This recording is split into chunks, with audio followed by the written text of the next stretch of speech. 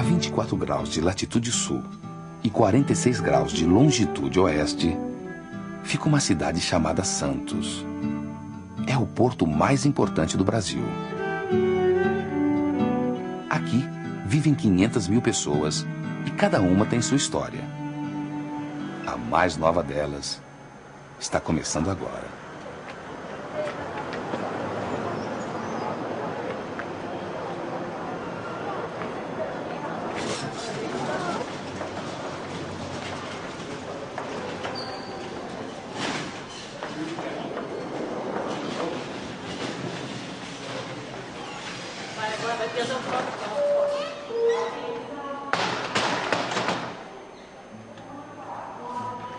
Vai nascer um menino com 3 quilos e 200 gramas e 49 centímetros.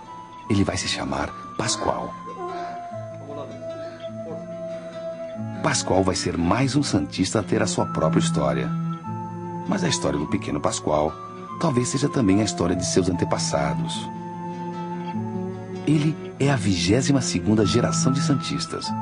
Por uma grande coincidência, a primeira começou com um homem que também se chamava Pascoal. Seu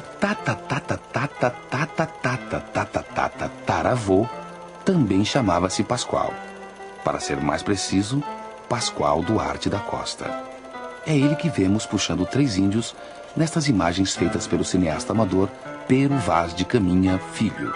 Pascoal foi o primeiro homem a morar onde hoje está Santos e provavelmente chegou com Martim Afonso de Souza em 1532. Naquele tempo, a principal fonte econômica de Santos era vender índios como escravos. Pascoal, que não tinha esposa, teve uma filha com uma índia chamada Itiberê, e essa filha se chamou Abaré. Abaré acabou se casando com o lavrador português Antônio Ferreira, e tiveram um filho chamado Luís Puracê Ferreira. Na véspera de Natal de 1590, 3 barcos piratas do almirante Thomas Cavendish fundearam em frente à vila de Santos. Os homens de Cavendish se entregaram ao saque e ficaram em Santos por 2 meses. Puracê se escondeu na mata. Veja o que disse o próprio Thomas Cavendish numa entrevista da época. Mas foi um ataque muito divertido, porque não sobrou quase ninguém na cidade. Mas graças ao bom Deus, deixaram as mulheres para a gente se divertir. Não é, George? Hi, sir. Esse aqui é George Cavendish, irmão e imediato. Ele adora ser pirata. É muito divertido. Saquear cidades, atacar mulheres e andar pelos mares. Você gosta, não é, George? Hi, sir. Eu quero voltar para Santos. Eu gosto muito de praia. Não é, George? Hi, sir. Um ano depois, Cavendish voltou à vila, mas desta vez foi diferente. Pela primeira vez, a população de Santos havia se organizado.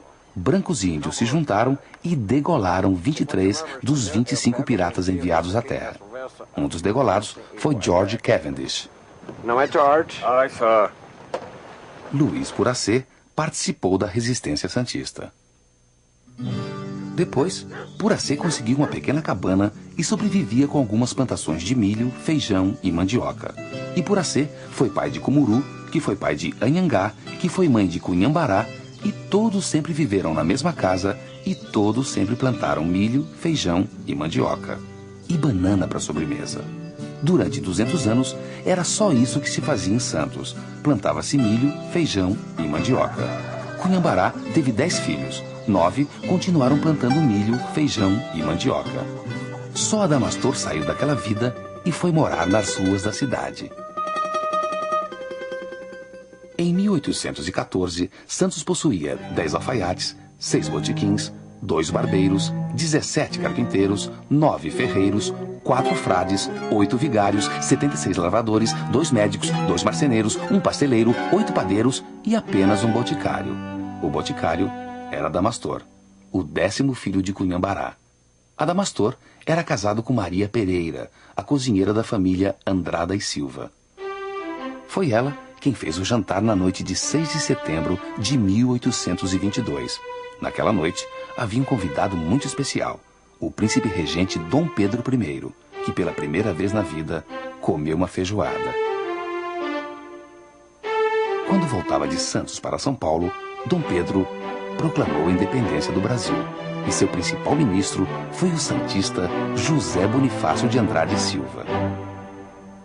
Adamastor e Maria Pereira foram pais de Francisco, que foi pai de Marta, que foi mãe de Anísio, um rico carpinteiro, que tinha até escravos. Ele fez um filho em Anastácia, uma de suas escravas, e aí nasceu um pequeno mulato que se chamou Marcos Lumumba. Apesar do pai branco, Lumumba foi vendido como escravo para Henrique Pereira, que podemos ver nesse vídeo caseiro. Aqui em Santos está virando moda, todo mundo é abolicionista. Tem até uma sociedade emancipadora querendo livrar outros escravos de outra cidade. Temos 3 quilombos. O mais importante é o de Jabaquara. Quem é o chefe de lá é o Quintino de Lacerda. É pra lá que eu vou quando eu fugir. Vai coisa nenhuma. Seu nego, você vai ficar aqui. A escravidão nunca vai acabar em Santos. Nunca! Nunca! Nunca. Ao contrário de Henrique Pereira, quase todos os santistas apoiavam a abolição da escravatura.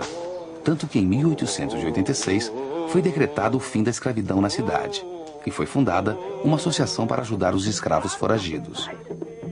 2 anos depois, quando a abolição foi decretada no resto do país, Santos fez uma semana de festas, passeatas e comícios. Marcos Lumumba e seus amigos comemoraram muito e fizeram uma batucada em frente à casa de Henrique Pereira. A batucada durou 3 dias e 3 noites.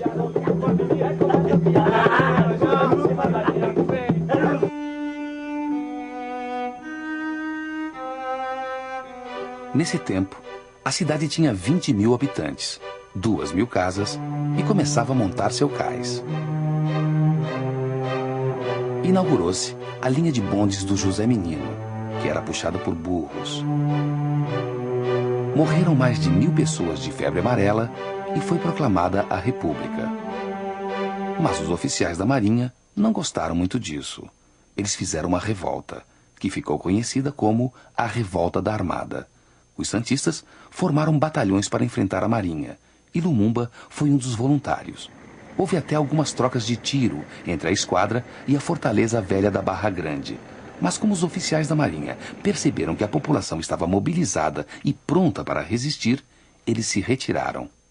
A cidade vencia novamente.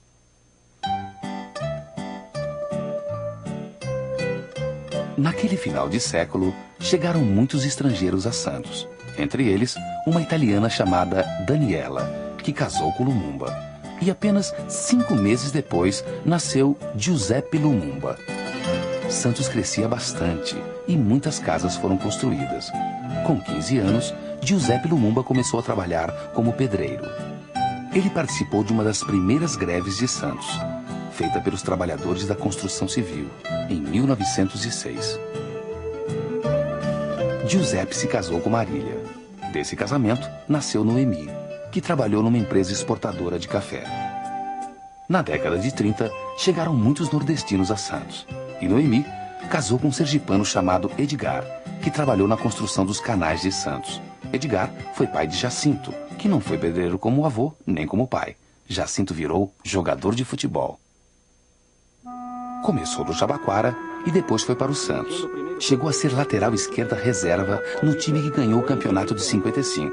Até jogou com Pelé, nos treinos, é claro. Mas um dia, ele quebrou a perna e teve que largar o futebol.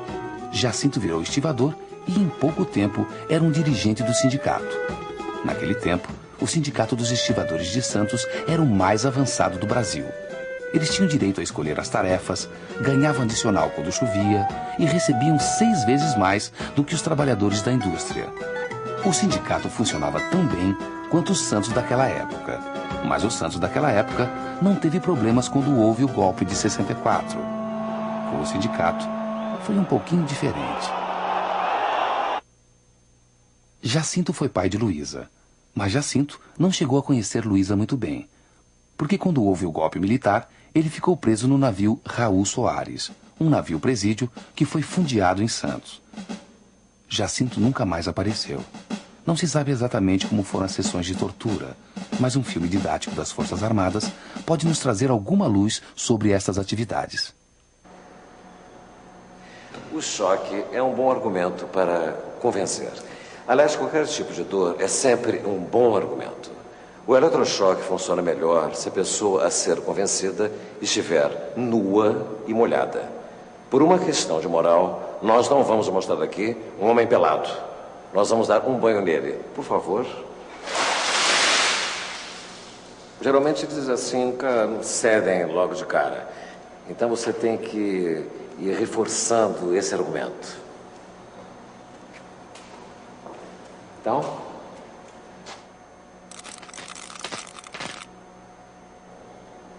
Quando o sujeito é teimoso demais, aí não tem outra maneira. Você tem que ir aumentando a dose, e aumentando a dose, aumentando a dose, aumentando a dose, até ele falar. Agora, você tem que ter cuidado para não exagerar, porque senão o argumento pode ser tão forte que você não vai ter ninguém mais para convencer. Por hoje é só. Na nossa aula número 7, você vai aprender a usar melhor o pau de arara. Até a próxima. E não se esqueça, o preço da liberdade é eterna vigilância.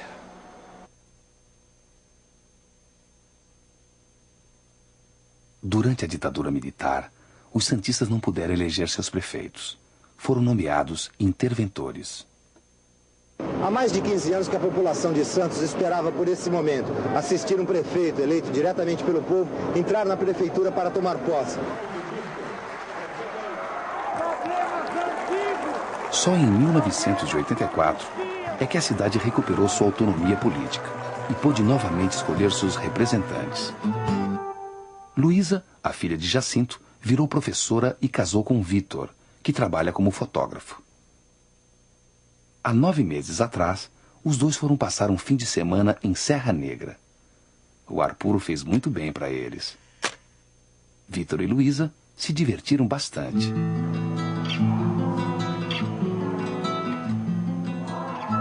O resultado daquele fim de semana está para nascer e vai se chamar Pascoal.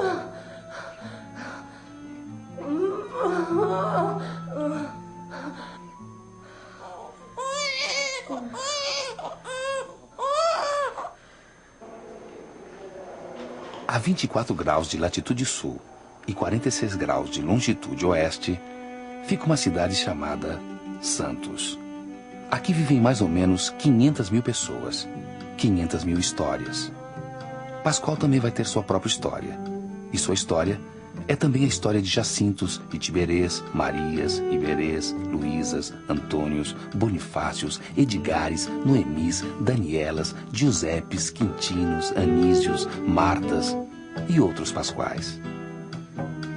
E a história de todos estes é a história de Santos, porque a história de uma cidade é feita por todos e por cada um.